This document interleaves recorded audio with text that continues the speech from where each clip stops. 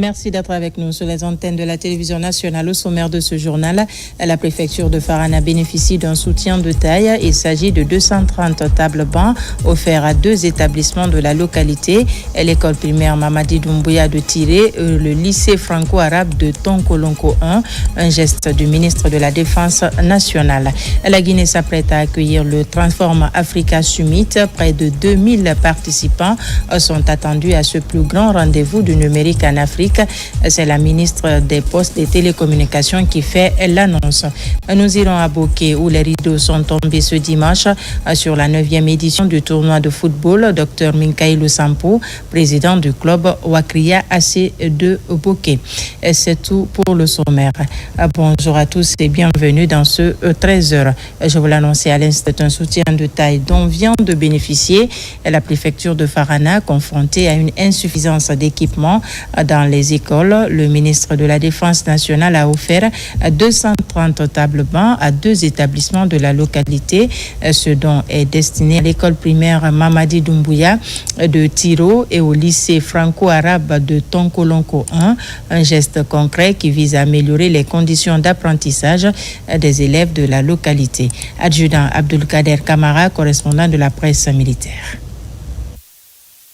C'est au total 230 tables bancs offerts aux établissements scolaires de la préfecture de Farana, ce dont est reparti entre l'école primaire Mamadi Doumbouya de Tiro, une réalisation de l'association pour le développement de ce village, et le lycée collège franco-arabe de Tonkolonko 1, l'unique de la région. Un édifice réalisé par un opérateur économique de la localité. Ce geste du général de 2e section, Aboubakar Sidiki Kamara, ministre de la Défense nationale, vient à point nommé. Je suis très ravi, très content de ces cadeaux. J'invoque Allah pour le donateur. On a besoin d'une assistance par les bienfaiteurs qui n'ont qu'à venir nous aider à réparer l'école. Nous n'avons pas de clôture. Si on veut réellement que les enfants restent à notre disposition, il faut que l'école soit clôturée. Le donateur, qui n'est pas à son premier geste, avait doté la bibliothèque régionale de plusieurs livres.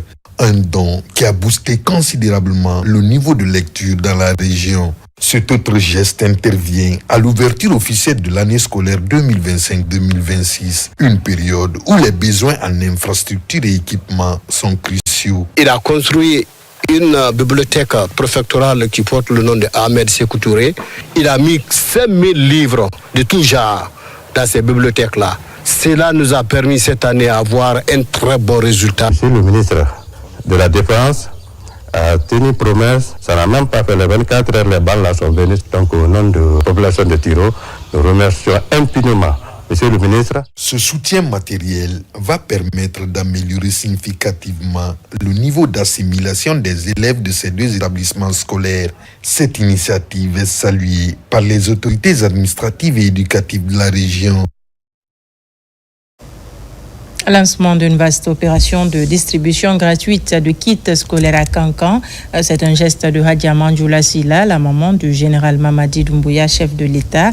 Avec ces outils essentiels, les élèves des différents établissements franco-arabes de la commune urbaine de Kankan vont aborder la nouvelle année scolaire avec espoir. Hadia Moukaba, compte rendu. À Kankan, l'action patriotique d'une Guinéenne est en train de renforcer l'accès à l'éducation des enfants pour leur permettre de rejoindre les bancs de l'école. La vaste opération de distribution de kits scolaires sur les écoles franco-arabes de Nabaya pour augmenter le taux de scolarisation des enfants, en particulier des petites filles. Le bon samaritain Hadia Manjoula Sila, la maman du président de la République, dévoile son sens élevé pour permettre aux tout petits d'accéder à un matériel de base essentiel pour leur scolarité. Nous les enseignants, on reçoit chaque fin du mois un geste vraiment qui nous soulage. Et voici nos élèves aujourd'hui encore. C'est la première fois dans l'histoire ici qu'il y a des trucs qui viennent et qu'on donne aux élèves de franco-arabe. Donc quand c'est un truc pareil qui vient dans ton école, vraiment c'est satisfaisant. Moi-même, je suis vraiment ému, je suis vraiment content ce matin. En offrant ces équipements, la donatrice favorise un environnement scolaire plus accueillant et stimulant pour les enfants, afin qu'ils puissent apprendre et s'épanouir dans les meilleures conditions. Hadia Manjoula Sila est certes la mère du chef de l'État, Mais son combat consiste avant tout à œuvrer pour le bien-être des enfants et leurs parents. La donatrice est consciente des défis rencontrés par les élèves de Baté pour accéder à une éducation de qualité. Cette campagne de distribution gratuite des kits scolaires s'inscrit dans le cadre de son engagement constant à soutenir l'éducation et à réduire les disparités éducatives. Comment combler le déficit de cadres spécialisés en statistiques, démographie et économie en Guinée? Le ministère de Plan et de la Coopération internationale mise sur la formation de jeunes talents. Ce sont 45 lauréats qui s'apprêtent ici à rejoindre les grandes écoles africaines de statistiques avant leur départ et sont reçus par le ministre Ismaël Nabé qui leur a prodigué des conseils et fait part de ses encouragements. Mamadi Ternaka Misoko. Dans sa volonté de doter la Guinée d'un système statistique national performant, l'Institut national de la statistique INS mise sur la formation des jeunes talents guinéens. À l'issue d'un concours rigoureux d'accès aux écoles africaines de statistique, 45 lauréats passionnés d'économie et de statistique s'apprêtent à rejoindre l'École nationale supérieure de statistique et économie d'appliquée ENCA d'Abidjan et d'autres écoles régionales d'excellence. Nous comptons sur vous, chers amis, pour vraiment aller recueillir le savoir, pour venir ici parce que vous serez désormais formateurs. Parce que 45, oui, on a besoin de former des milliers de Guinéens statisticiens. C'est un sentiment de fierté et de reconnaissance surtout, parce qu'il faut dire que pour qu'on soit admis à ce concours, il a fallu des séances de mise à niveau, des séances de formation. Avant cette rencontre, une délégation du ministère conduite par le secrétaire général s'était rendue à Abidjan pour recevoir officiellement les résultats du concours passé par ces jeunes. En marge du jury, nous avons examiné le bilan de notre partenariat, identifié les défis et les leçons apprises au cours de ce partenariat. Nous avons également examiné la feuille de route pour l'année 2025-2026. Nous avons convenu de renforcer notre partenariat, notamment en termes de formation continue.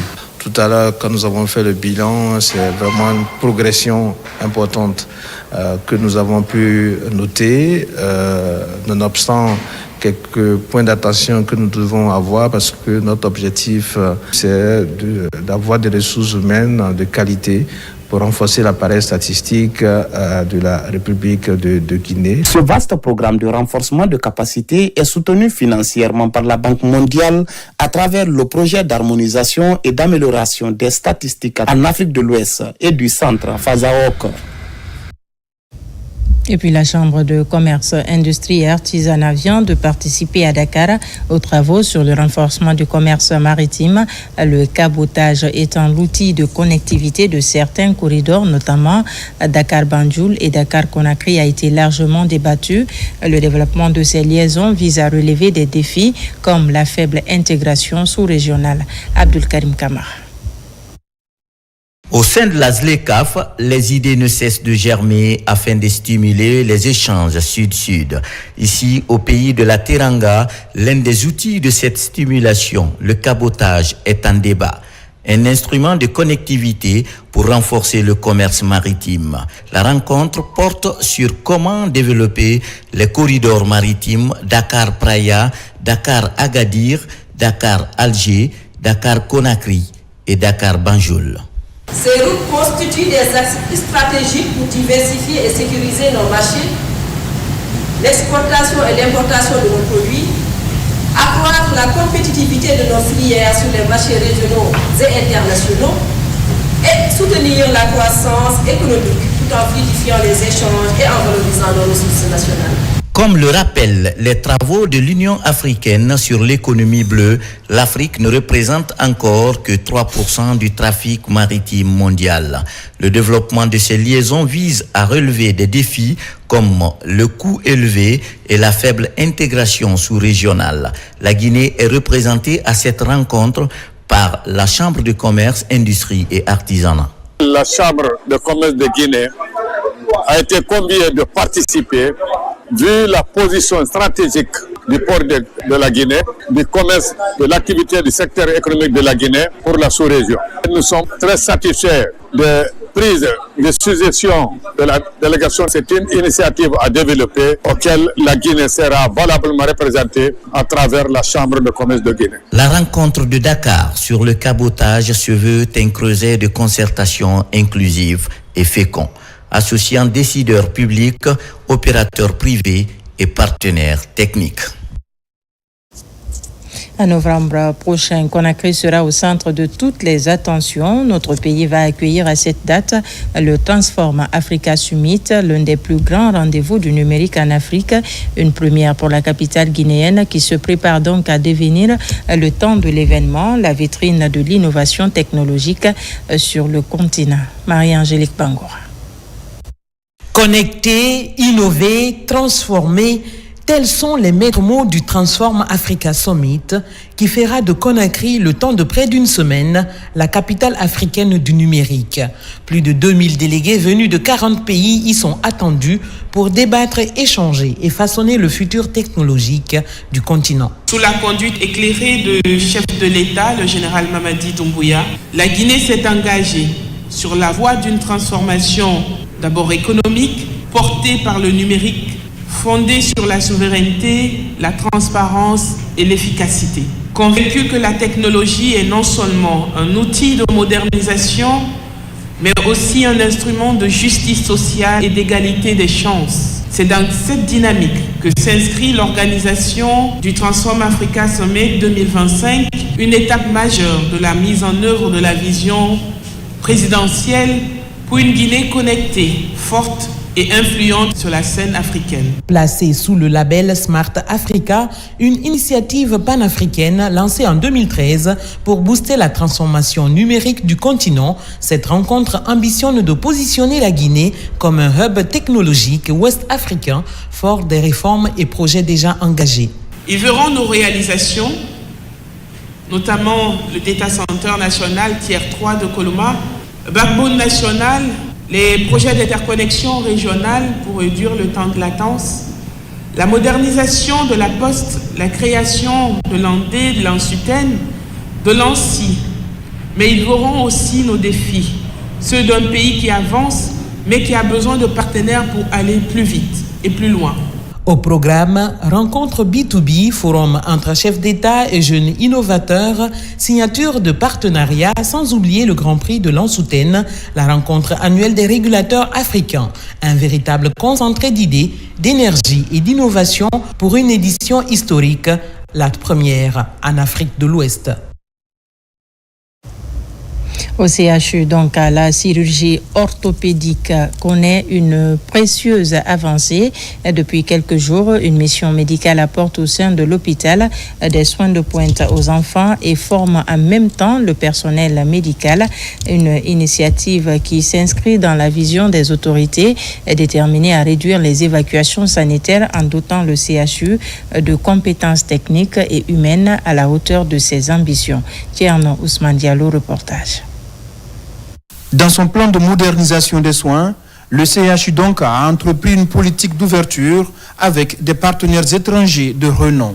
Dans le domaine de la chirurgie pédiatrique, notamment dans la branche orthopédique, avec l'association des enfants du NOMA, une stratégie est en place pour assurer un transfert de compétences tout en prenant en charge gratuitement des patients. Pour la 5e fois, cette association dépêche au CHU Donka une importante équipe de chirurgiens, d'anesthésistes et d'infirmiers pour développer la chirurgie orthopédique. Sur cette mission où nous sommes une équipe de 10 personnes, nous venons opérer des enfants, principalement des enfants qui ont des malformations, soit des malformations des membres ou inférieures ou supérieures. Nous revoyons des patients qui ont été opérés il y a quelques années, qui sont très contents. Nous avons de très bonnes relations avec la direction de l'hôpital Donka, avec qui nous formons vraiment maintenant une véritable équipe. Mon enfant a subi une intervention chirurgicale avec succès, ce qui lui permet de marcher aujourd'hui après 8 ans de maladie. Ça va mieux aujourd'hui, Dieu merci. Des chirurgies orthopédiques jugées délicates sont réalisées grâce également à des installations adaptées, fruit d'un engagement de l'État guinéen à faire du CHU Donka un hôpital de référence dans la sous-région. Aujourd'hui, on a fait des séquelles des traumatos avec des pieds équins, des malformations congénitales assez sévères. Comme vous avez tout à l'heure avec le pied qu'on a fait, on a fait une malformation aussi de la cheville qui était très très sévère. On a fait des ostotomies. Une centaine d'enfants vont être gratuitement pris en charge dans le cadre de ce programme qui met surtout l'accent sur la maîtrise par les professionnels locaux des avancées en matière de chirurgie orthopédique. En direction maintenant Siguirin qui abrite la société aurifère Anglo Gold Ashanti de Guinée, plus connue sous le nom de SAG. Ce lundi, le conseil d'administration de la société s'est réuni en présence du ministre des Mines et de la Géologie. Une rencontre importante au cours de laquelle une feuille de route ambitieuse a été adoptée. Saint-Martin Francinadou. La SAG, Société Anglo Gold Ashanti, est l'un des piliers aurifères nationaux avec le site de Sigiri au centre de ses opérations. Il y a 2 jours, le ministre des Mines et de la Géologie, Bounassila, présidait le conseil d'administration en sa qualité de représentant de l'État et président du dit conseil.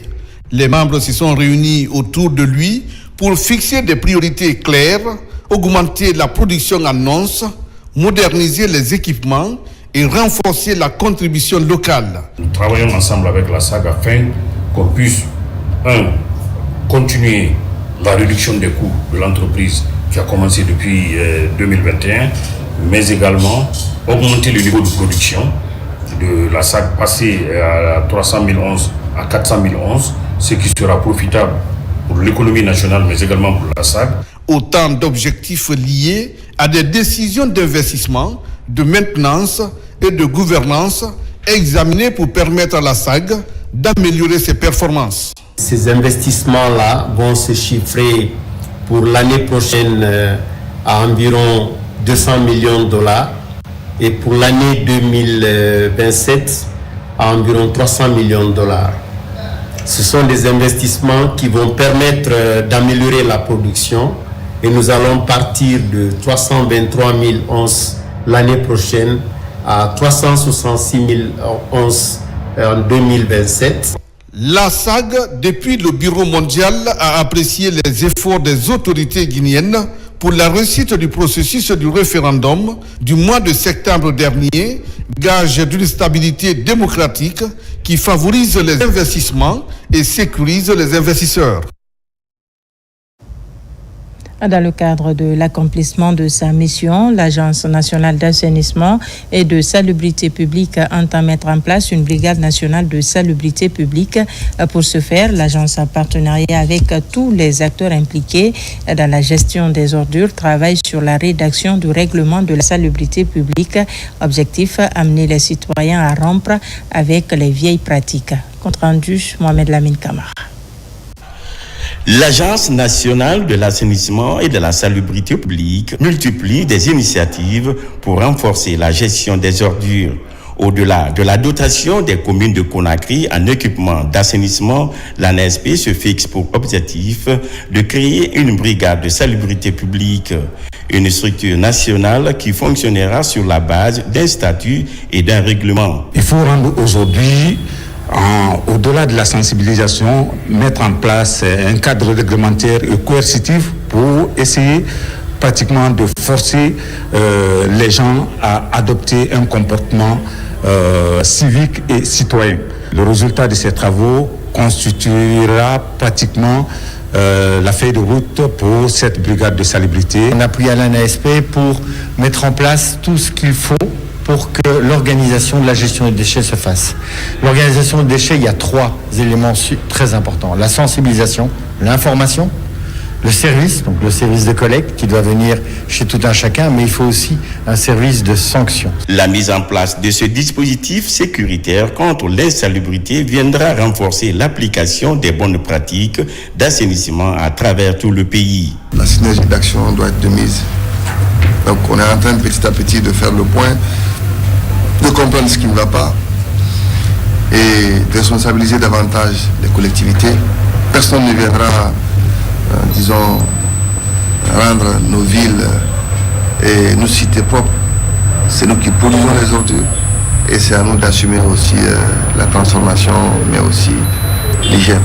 Dans le cadre de sa mission de coordination et de régulation du secteur d'assainissement, cette rencontre marque une étape cruciale pour l'ANSP d'impulser un changement durable de comportement, de promotion d'une culture de propriété et de responsabilité citoyenne en Guinée. Dans l'actualité, encore un projet d'aménagement et d'extension de la station d'épuration des eaux usées de Conakry voit le jour. Il va contribuer à la modernisation de la capitale et réduire les risques des maladies hydriques.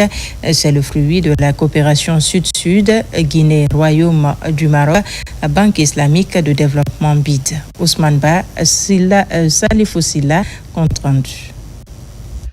Le gouvernement et ses partenaires en ordre de bataille pour la modernisation et l'extension de la station d'épuration des eaux usées de Conakry. Après une étude de terrain, le projet est présenté aux parties prenantes. Une coopération sud-sud de 21,660 millions de dollars entre la Guinée, le Royaume du Maroc qui appuie le projet en nature et la Banque islamique de développement qui contribue à hauteur de 18,8 millions de dollars. L'appui du Maroc consistait à l'appui pour la mobilisation des financements de la BID, puis à la réalisation des études de ce projet de station, et ce par le biais de l'ONE, partenaire multiforme de la Guinée depuis plus de 20 ans, avec le soutien financier de l'Agence marocaine de coopération internationale, l'ANCI. Dans ce projet, l'ONE est reconnue pour son savoir-faire dans le domaine de l'eau et de l'assainissement, mettra son expertise au service de la Guinée en accompagnant la DATU dans le renforcement de ses capacités et la mise en œuvre technique du projet. Ce projet d'amélioration du cadre de vie va générer 200 emplois et contribuera à la formation de 144 cadres. L'objectif est très clair. Améliorer le cadre de vie des habitants de Conakry, traiter efficacement les eaux usées avant leur rejet et préserver durablement la santé publique et l'environnement. Il s'inscrit dans une dynamique nationale déjà bien engagée.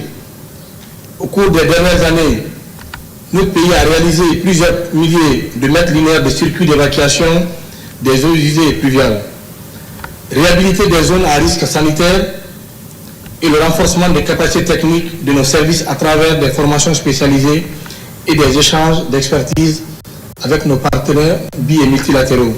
Depuis plusieurs décennies, deux entités, la Guinée et la BID, entretiennent une relation fondée sur la confiance mutuelle, mais aussi le respect et une vision partagée de développement de grande envergure. Et aujourd'hui, l'empreinte de cette collaboration se matérialise par la modernisation et l'extension de la station d'épuration des eaux usées de Conakry, qui est vraiment une étape majeure. Élément clé de modernisation de la ville de Conakry, le projet va réhabiliter 7 stations de pompage, à savoir 5 à Kaloum, 1 à Dixine et 1 dans la commune de Matam. Au chef-lieu de la préfecture de Bofa, les natifs ont jugé nécessaire d'implanter le masque Nimba au carrefour central, devenu branding national. La présence de ce masque sur les lieux vise à valoriser ce patrimoine culturel de Bagataï, mais aussi renforcer l'unité entre les fils et les filles de la localité. Younous Atawel Kamara. Ici, en plein cœur de la commune urbaine de Bofa, se dresse désormais ce masque Nimba. Un masque qui symbolise la fertilité dans le Bagataï. Son implantation dans ce carrefour est une initiative des filles et fils de Kolissoro en vue de valoriser ce patrimoine culturel du pays. Venir à Bofa et voir ce genre d'édifice, c'est vraiment un honneur pour nous. Et en tant que ressortissants de Bofa, nous allons essayer de nous atteler à faire encore beaucoup plus d'activités de ce genre pour qu'on puisse se rapprocher plus de la population et qu'on puisse vraiment venir partager des moments forts comme ça avec eux. Nous connaissons tous aussi l'histoire de Nimba. Pour nous, c'est juste un retour aux ressources. Appelé Nimba ou encore Ndemba dans le Bagataï, ce masque a été choisi comme branding national par les autorités du pays. C'est en cela que le préfet de Bofa et le gouverneur de Boké se réjouissent de l'idée qui préside à l'implantation de ce masque au chef-lieu de la préfecture de Bofa. Bofa a été la porte d'entrée des civilisations autres africaines. Bofa a été l'une des toutes premières institutions administratives ou circonscriptions administratives de la Guinée, mais il revient à Bofa de s'assumer. C'est ce qui a amené, qui a été le motif principal, c'est de s'assumer, assumer son passé et se projeter dans un avenir radieux. C'est le lieu de dire merci aux autorités qui ont accepté de mettre Bofa au plan national et international au devant de la scène en projetant le masque Ndimba comme branding national. Aujourd'hui, réaliser un symbole au niveau de Bofa Centre ici signifie que Bofa retourne vers son histoire. Cela signifie que Bofa réconcilie avec son histoire. Cela signifie que Bofa réconcilie avec la cohésion sociale. Cela signifie que Bofa réconcilie avec la paix et l'unité nationale. Pendant la nuit, cet endroit est bien illuminé et donne une bonne image à la ville. Toute chose qui commence à attirer plusieurs visiteurs sur le lieu. Sport pour terminer. Les rideaux sont tombés ce dimanche sur la 9e édition du tournoi de football. Dr Minkailou Sampo, président du club Wakria AC de Bouquet. Chaque année, les clubs de la commune urbaine se donnent rendez-vous au stade du 1er mai de Bouquet pour le tournoi des vacanciers soutenu par Dr Sampo. La finale de cette édition a été couronnée de succès. Djibril Kamara, reportage. Partout à Conakry et à l'intérieur du pays, la ferveur patriotique est au rendez-vous du 2 octobre 2025. Une date historique qui commémore l'an 67 de l'indépendance de la Guinée. Des milliers de Guinéens ont pris part à la cérémonie officielle. Des carnavals, prestations artistiques et discours ont rythmé la journée dans une ambiance de fierté nationale. Et cette fête a été célébrée hors des frontières du pays. Voilà toutes nos excuses. Nous reviendrons sur l'élément de Djibril dans nos prochaines éditions d'information. Voilà qui m'a fait à ce jour de nous avoir reçus chez vous. L'actualité se poursuit sur notre site le www.rtgguinée.info. Je vous dis à très vite pour d'autres informations de la Guinée, notre paradis, terre de richesse et d'innovation.